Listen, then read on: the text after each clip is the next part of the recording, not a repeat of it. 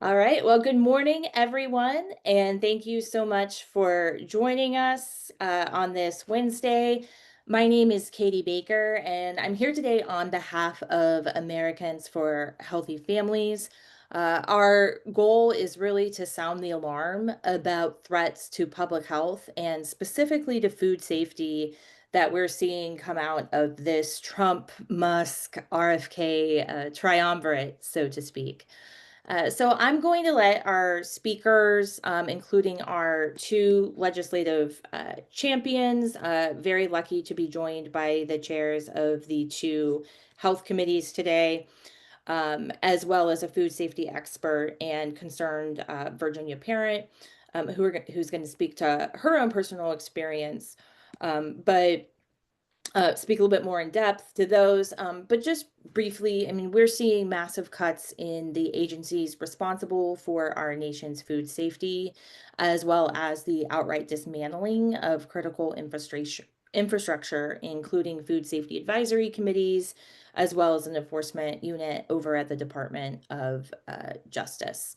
And then fresh in the news just this week, the Washington Post ran a KFF article showing some really concerning news about a lack of transparency around the E. coli outbreak that left a 9-year-old Indiana boy fighting for his life, and the administration not even revealing the source of where that outbreak came from. So we felt like it was a pretty apt time to get a call like this together. And so with that, I will turn it over to Senator Ghazala Hashmi, who is the chair of the Virginia Education and Health Committee in the Senate. Senator. Thank you so much, Katie, and good morning, everyone. Thank you for joining us today. I am Ghazala Hashmi, and I have the honor of representing parts of the city of Richmond, as well as Chesterfield County in the Virginia Senate, and I also chair the Senate Committee on Education and Health. This is a critical committee. It hears every piece of legislation pertaining to health in Virginia. We are here today because Donald Trump, Elon Musk, and Robert F. Kennedy Jr., someone who is one of the most unqualified U.S. secretaries in history, are doing the exact opposite of making America healthy again. Under Mr. Kennedy's leadership, vaccine skepticism is up, misinformation is rampant, and food safety is in decline, all thanks to the cuts and the changes that are being made to the FDA, the USDA, NIH, and the CDC. It's important, particularly as a state with so many federal workers, that we understand the impact of these draconian federal cuts on workers, their families, and on our economy. But it's also really important that we recognize the value that these workers were providing to the people of this country, in this case, in ensuring the safety of our food. Now, I know that other folks will be speaking more specifically to the cuts in workforce at these critical agencies, but I want to speak about transparency and enforcement. The article from KFF that ran in the Washington Post this week would enrage any parent. And as a mom myself, I know that as parents, when we have young children, we all worry about feeding children nutritious and also safe foods. Safety that comes with the assurances of standards and regulations for cleanliness and for control of disease-causing contaminants. The tragic experience of a family that almost lost their 9-year-old son because he simply ate a salad is sobering indeed. This salad was contaminated with E. coli.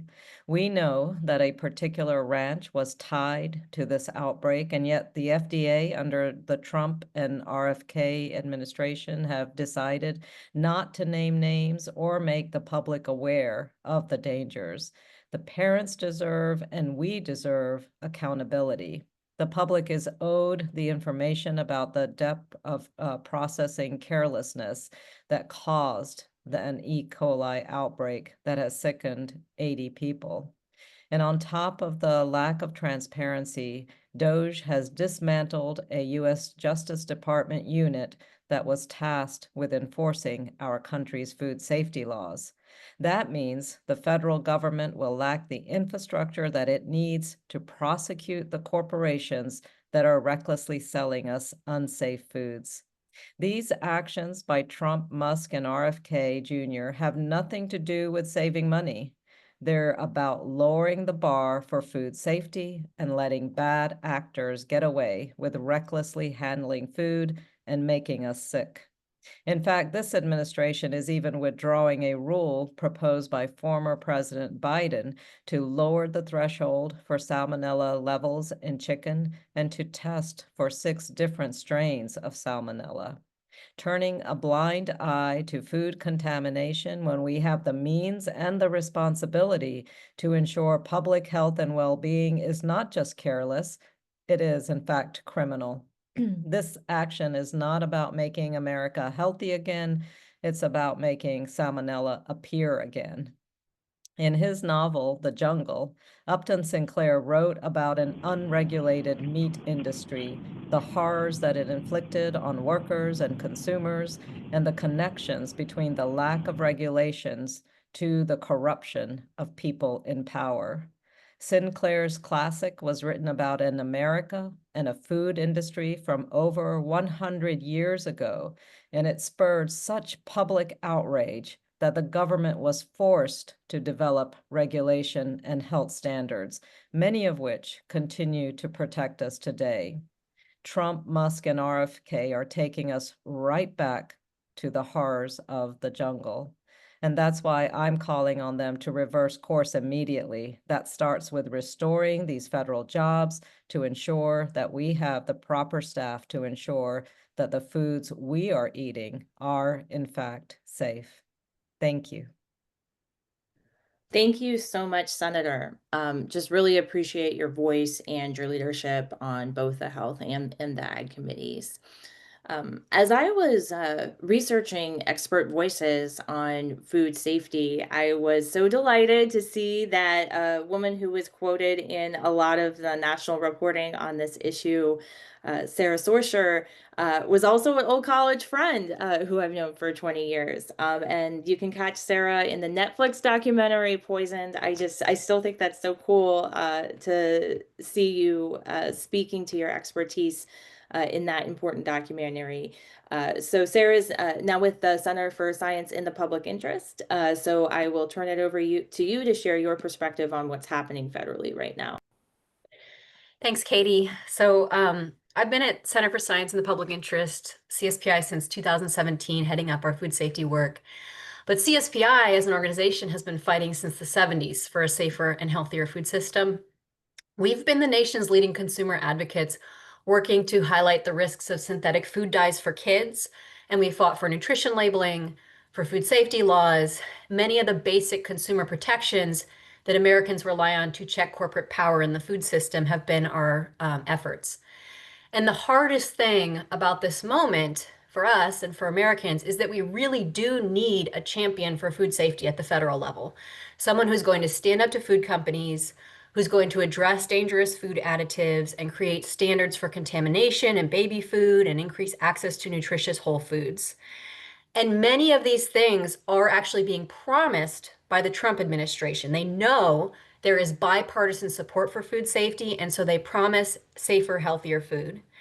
But Senator Hashmi said this well because the truth is that the truth is that RFK Jr. and Trump and Elon Musk are actually what they're doing is the exact opposite of what we need. It's like Americans have been asking for Superman to come and save our food system.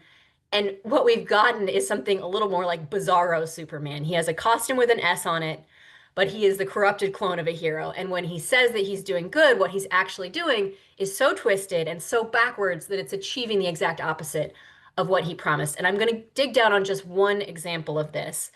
In 2022, there was a nationwide outbreak of lead poisoning in children, which is elevated blood lead levels. And CDC's environmental health team worked with the FDA and with state and local health departments to trace that outbreak back to an unusual source, cinnamon applesauce pouches sold across the United States. And it turns out that a foreign supplier had added lead chromate to the cinnamon to add color and weight as a way to boost their profits. And the lead was so high in this cinnamon that kids were being poisoned from just a small amount added to these pouches. This type of incident is so rare that it took a really brilliant team to solve this outbreak. And because they did that work, they were able to recall the pouches and put industry and FDA on red alert to scan for further economic adulteration. So RFK Jr. has promised to make America healthy again, and you'd think that he would then prioritize stopping foreign corporations from intentionally putting lead into children's foods for profit. But what he's but this is this is what he actually did. On April 1st of this year, RFK Jr. and Elon Musk's teams at DOGE eliminated the entire division at CDC that prevents lead poisoning in kids, the Environmental Health Division. The exact same workers who brilliantly solved that cinnamon applesauce outbreak lost their jobs on April Fool's Day. It is like the darkest April Fool's Day joke you could possibly imagine being played on the American public. And this is not an isolated example. Again and again, we see RFK Jr. and Trump and Musk making statements that sound good, but you only have to scratch a hair below the surface to see that it's just a corrupted imitation of sound public policy. So RFK Jr. says he's going to clean up toxic elements. What he actually does is eliminate the Environmental Health Division of CDC, the people who actually do the work of cleaning up the water we drink, the food we eat, and the air we breathe. RFK Jr. says he's going to take on food companies and remove harmful additives. What he does is fire 20% of the staff at FDA, the agency that regulates food additives. And Trump has also put out a slew of executive orders that make it impossible to set any new standards that will increase costs for industry. We've also seen, as Senator Hashmi mentioned, the disbanding of the division at the Department of Justice who prosecutes corporations for causing foodborne outbreaks. RFK Jr. says he wants to boost transparency, decrease corporate bias in research, and boost nutrition research. But what he actually does is fire the communications workers who put out outbreak updates, make massive cuts to publicly funded research, which essentially is the main form of unbiased research not funded by industry, and edit the research findings of the world's leading researcher on ultra-processed foods, forcing him to resign. Katie, am I at time to wrap up? No, you're good. Please. So just a few more issues on food safety. Defunding of federal food safety inspections in Virginia and states across the country. The federal food safety inspections are performed under contract by the state, by the Department of Agriculture or by the Food and Drug Department. So defunding those inspections has happened this spring. Also eliminating 2 key food safety advisory committees, disrupting laboratory testing, quality control programs, and repeal of that proposed rule that Senator Hashmi mentioned that would have reduced salmonella in chicken products. The good news is that this damage is still reversible. So most of the federal experts who work on food safety issues are still at their jobs, and there is a chance to fight. And that's why we appreciate Senator Hashmi, Representative Sickles, for calling attention to how DOGE cuts are threatening food safety, because food safety is a bipartisan issue. This is not a Democratic or Republican issue. We all want and need the food to be safe. And with your help, we can bring accountability to this administration and force them to stop and reverse the destruction of the public institutions that keep us safe. And if your readers or viewers want to help in that effort directly, they can visit our website, cspinet.org, and hit the Get Involved tab to take action. We have action alerts to stop the staffing cuts at HHS and across our food safety health agencies. And kick it back to you, Katie. Yeah, awesome. Thank you so much, Sarah, for your leadership and for all the work your organization is doing to help keep Americans' food safe. I see Delegate Sickles has joined us by phone. So Chairman, I'm going to turn it over to you.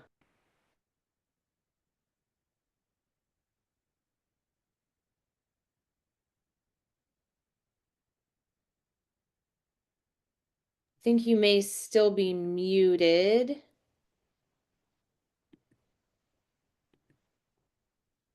Okay, well, we will maybe come back to Delegate Sickles, and I'll turn it over to, oh, I think he has Hello? unmuted.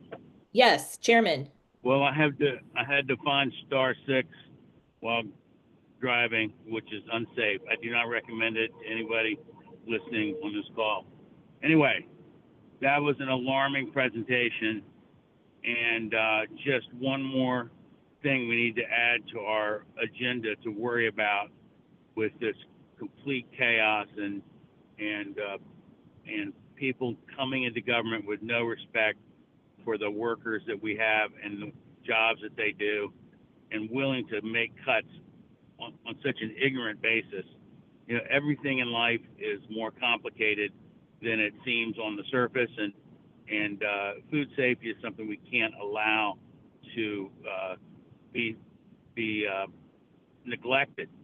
And so, you know, those of us at our level, Senator Hashmi and I, we have to pay very close attention to what comes out of this big, beautiful bill that they're working on, and that we might have to backfill. I mean, we cannot backfill all of these cuts, but we are depending on experts like our witnesses today to tell us how we can best manage our food production. Agriculture is the number one industry in our state. That's not going to change, and we have a lot at stake. In fact, I think our producers will have an advantage if they know that we have taken special care to make sure their food, as it's manufactured and produced, is safe. So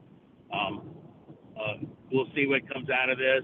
Hopefully, it won't be as bad as it already is, and Congress will restore these cuts in the FY26 budget. You know, we've got we're in a 25-year FY25 continuing resolution, so we're operating basically on last year's budget with a lot of anomalies. But the headlines in the newspaper are about FY26. It's supposed to start on October 1. It really never does. And in the conditions we have now, I doubt it will either. But we need to stay attuned and fight this all the way through until the bills are drafted. There's 12 bills that Congress passes, and we need to make sure that these cuts are restored before this year is over. So thanks for inviting me, and I hope we all maintain a conversation with our members of Congress. Thank you. Thank you so much, Chairman. And I'm going to turn it over to one of your constituents. Sarah had mentioned that there's just tremendously broad support for food safety among Americans. So Julie is from Northern Virginia, and I'm going to hand it over to you. Thank you so much. Good morning, everybody. I really appreciate the time to talk with you all today. My name is Julie Shepard, and I'm a military spouse and a mom to 2 college kids and a former PTA leader here in Alexandria, Fairfax County. I'm really thankful to our state leadership, to Health Committee Chair Senator Hashmi and Delegate Sickles for sounding the alarm on the attacks that we're seeing here on our public health. I have a lot of friends that I've worked with over the years through my PTA space, in the special education space with the disability community. And I feel like, you know, those immune compromised people and immune compromised children are really those, like, we need to protect our most vulnerable. And this is the part that I get really worried and upset about on top of my own family's needs. One of the mottos of Health and Human Services Secretary Robert F. Kennedy has been to make America healthy again, which sounds great, right? But what he's really doing is making America gross again. RFK Jr. and Elon Musk are taking a sledgehammer to HHS and USDA, and they're risking our health in the process. Just this week, we all saw the reporting that HHS chose not to release any communication or even the name of the ranch that was linked to the E. coli outbreak that infected over 80 people, including the 9-year-old boy. We've spent our whole life expecting these types of notifications so we can protect our family. And I don't know what we're going to do if we don't have that notification. So several years ago, I ended up getting salmonella poisoning, and not just a regular. Most people that get food poisoning, they're better in a day. I was sick for 2 weeks. I have never been so sick before in my life. They had no idea what was wrong with me for days. I ended up having to have a spinal tap. Then that went bad, and it was just horrible. So, and I wasn't immune compromised. I can't imagine what this would be like for somebody who is. So it really makes my blood boil, and it makes me not want to feed my family lettuce, and that's not like a healthy thing. So unfortunately, these actions don't come as a surprise for many of us who loudly oppose the nomination of RFK Jr. to be the next HHS secretary, or those who've talked about Elon's DOGE cuts were reckless and dangerous. We've seen those impacts firsthand here in Fairfax County. The U.S. Department of Agriculture has seen a reduction of over 15,000 workers, either by firing or by the fork in the road that were offered to the federal employees buyouts. What this means for all of us here as Americans is that there are fewer people working to keep our food safe. We can't live without safe food. It's horrifying to think that there are more in the federal government that we could do more to protect these people for public health outbreaks. When President Biden came into office, he helped the nation through COVID-19 and saved countless lives. Now the new administration is tearing down all that progress and making America vulnerable to public health issues again. We just heard about the COVID vaccines, that they don't want to pay for those either. So this makes me crazy. Trump administration is rolling back the rule that President Biden had to limit salmonella levels in chicken. And of course, my college kid really suffered because of my experience. So they're like now worried about eating raw chicken and getting infected with that. So I can't believe that we're in this space where they want to make salmonella great again. The E. coli outbreak is just the tip of the spear, and parents are worried about the future, what the future holds. And then a Fairfax County mom, I want to make sure that the food I buy for my kids is safe, the food that they eat in their college dining halls is safe, and the restaurants that we dine in can be safe. Under this administration, we're losing trust in the government's ability to protect our health. So I'm proud to join Senator Hashmi and Delegate Sickles in calling on the administration to reverse course and protect our health. Thank you very much. All right. Thank you so much, Julie, and for your willingness to share your story of a pretty terrible illness and highlighting just how bad food-related illnesses can make people. All right, just want to open it up to any questions from reporters. I think there's few enough of us that you can just unmute yourself and ask a question. Looks like Dave Ress. I'm just going to read Dave's question here. Question for Senator Hashmi and or Delegate Sickles. VDACS and VDH have food safety functions, as we saw with the boar's head inspections and with VDH shellfish and fish advisories.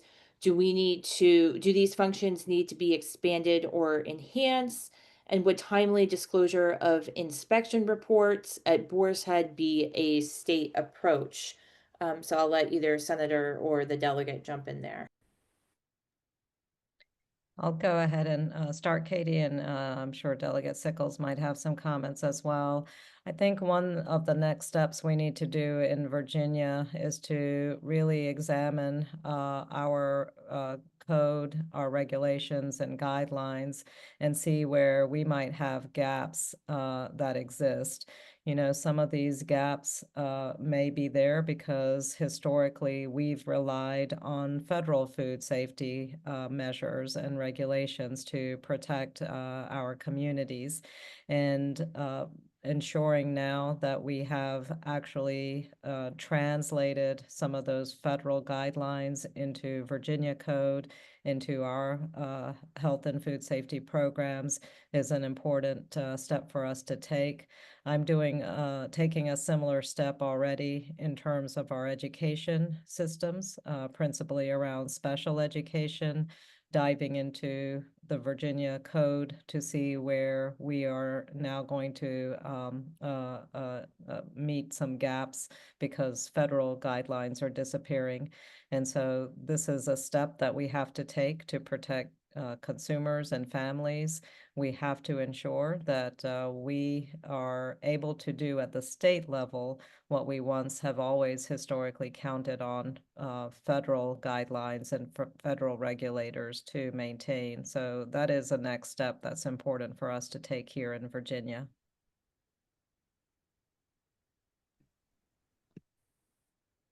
Thanks so much, Senator. Just wanted to give the delegate a chance to jump in if he wanted. But I know he's in transit.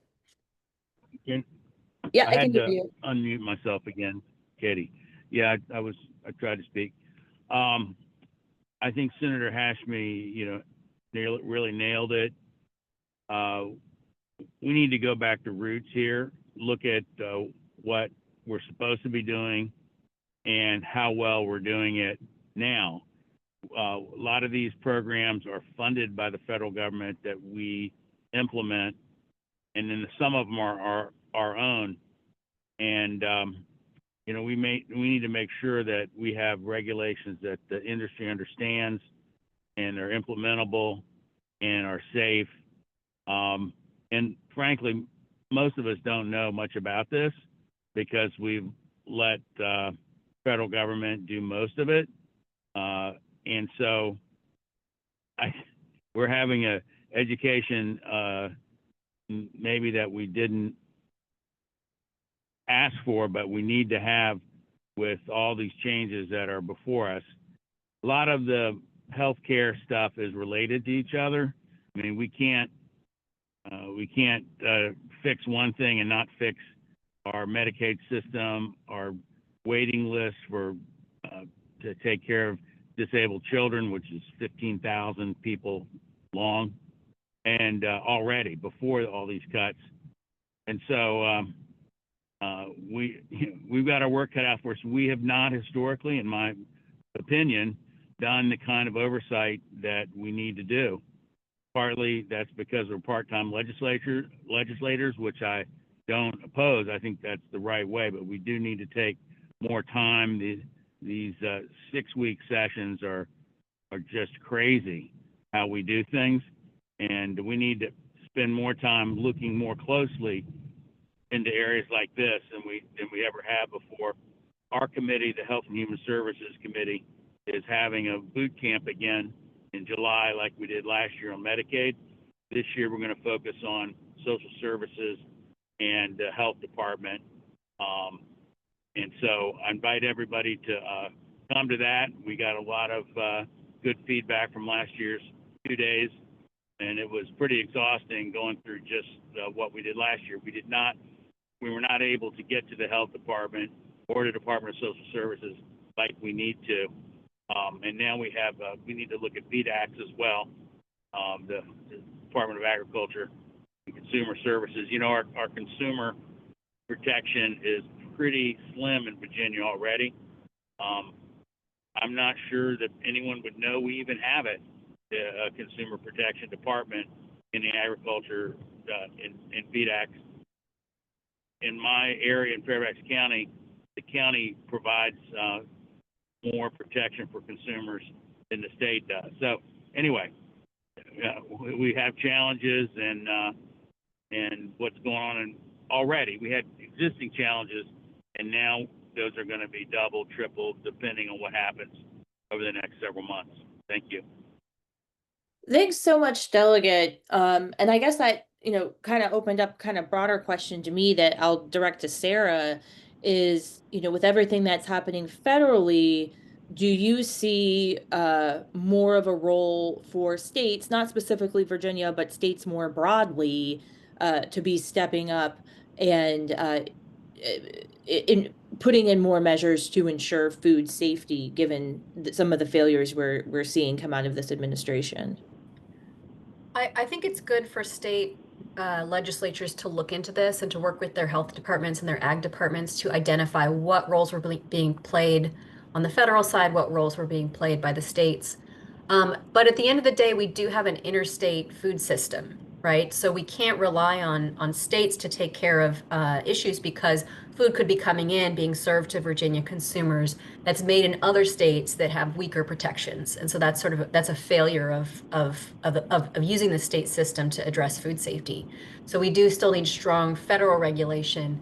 And I think one of the key issues is that a lot of the funding for food safety inspections was being provided by FDA. So Virginia's State Department of Agriculture received funding to do produce safety inspections and manufactured food inspections, in part because that food was sold out of state and it was consumed across the US and still is. So, that's going to be very challenging in an area when a lot of federal funding is being cut on multiple fronts for the states to grapple with, and it's going to be hard for them to fill that gap. Gotcha. That makes a lot of sense. Any other questions from reporters on the call? Give it another second. All right. Well, I want to thank everybody for joining us. Thank you to our legislative champions, our food safety expert, Sarah, our Virginia resident, Julie. Really appreciate your time this morning, and I will make sure to get folks the recording of this call afterward. Feel free to reach out to us if you have any follow-up questions, and just really appreciate your time. Thanks all.